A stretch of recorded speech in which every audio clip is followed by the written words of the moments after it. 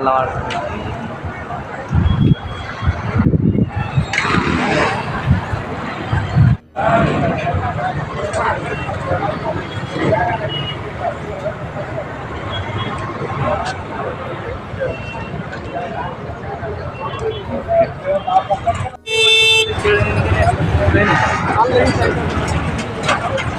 हे माणूस शिकून एकच बी नाही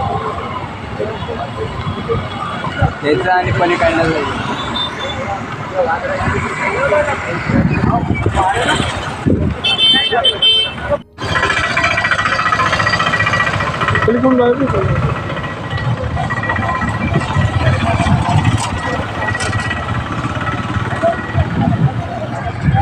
बाटमी ते राजवाडीमध्ये जनरल शॉपिंग सेंटर मार्केट यार्डमध्ये माझं खताचं रासायनिक व्यापार आहे, दुकान आहे. आणि इथे रोज सकाळी 7-7:30ला आम्हाला दुकान उघडावं लागते, जेणेकरून शेतकरी माल घेऊन जातो. पण परिस्थिती अशी आहे, गेल्या 4-5 वर्षापासून लोक मंडी सोडून आमच्या दुकानासमोर म्हणजे शेतकरी व व्यापारी जे माल विकणारे व्यापारी आहेत हे लोक येऊन इथे लावतात. दुकानात यायला जागा राहत नाही. सकाळी अक्षरशः शेतकरी आमच्याकडे आता येणं बंद झालं. जे काही आमचे व्यापार होते ते 100%वरून 10%वर आले.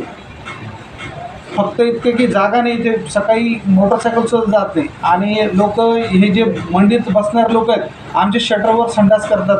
हे अक्षरशः फोटो आपल्याला दिले आहेत, त्याच्याबरोबर आपण त्याची व्हिडिओ घेतली. आम्ही मार्केट कमिटीला बऱ्याच वेळेस आम्ही रिक्वेस्ट केली, पण त्यांच्याकडनं काहीच आम्हाला साथ मिळत नाही.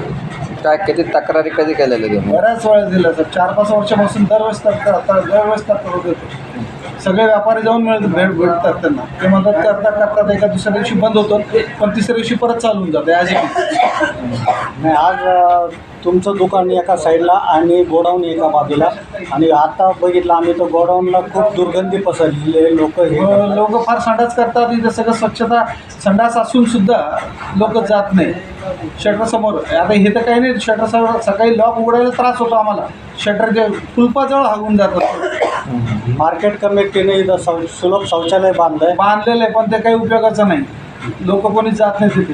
एका कोपऱ्याला असं दुसरीकडे आहे, लोक इथली इमर्जन्सीमध्ये करून घेतात. इकडं पण पाहिजे असं? इकडे पण पाहिजे. आता आम्ही 3 वेळेस रिक्वेस्ट केलेली. इथे मोकळी जागा आहे पाठीमागे, तिथे बांधा, जेणेकरून शेतकरी म्हणा किंवा हे व्यापारी जे धंदा करतात सकाळी मंडीचा, तर हे करतील इथे येऊन. पण त्यांनी काही बांधलं नाही अजून.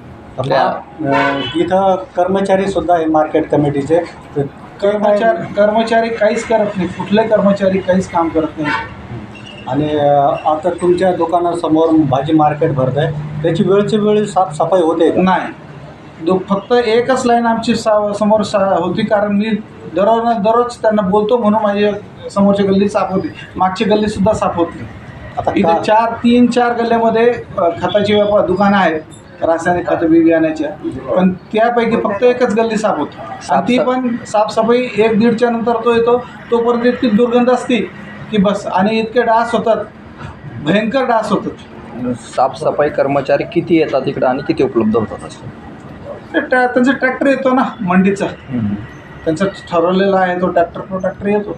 आता तुमची काय मागणी आहे मार्केट कमिटीकडे? नाही, आमचं हेच म्हणणं आहे की हे सगळं स्वच्छ करा. आणि हे जे लोक बसतात इथे येऊन मार्केटमध्ये आमच्या दुकानासमोर, त्यांनी बसावं नाही, जेणेकरून आमचे धंदे व्यवस्थित चालतील. नाही तर आमचे धंदे सगळे त्याच्यामुळे बंद झाले. शेतकरी कोणी बी येत नाही इथे, कारण प्रत्येक जणाकडे मोटरसायकल झाली, गाड्या झाल्या. इथे दुकानासमोर माल आमचा असतो 50 किलोची बॅग, तो काही अर्धा किलोमीटर म्हणा किंवा तिथे इतक्या लांब नेऊ शकत नाही. तो त्याला जागेवरूनच द्यावं लागते. बरं, या निमित्ताने मार्केट कमिटीला काय आवाहन करणार तुम्ही? नाही, आमचं हेच म्हणणं आहे की तुम्ही इमिजिएट ॲक्शन घ्या उद्याच्या उद्या, आणि हे सगळं बंद करा आणि आम्हाला व्यवस्थित आमचे व्यापार करू दे. नाही, आता व्यापारी संघटना पण हे तर तुम्ही त्यांच्याकडं गेलेत का? आणि जर ऐकलं नाही मार्केट कमिटीनं, तुमची पुढची भूमिका काय असणार आहे? नाही, आता नाही ऐकलं तर मग पाहू पुढे आता काय करतील ते. आम्ही आमच्या संघटने एकत्र होऊन विचार करू त्याचं पुढचं.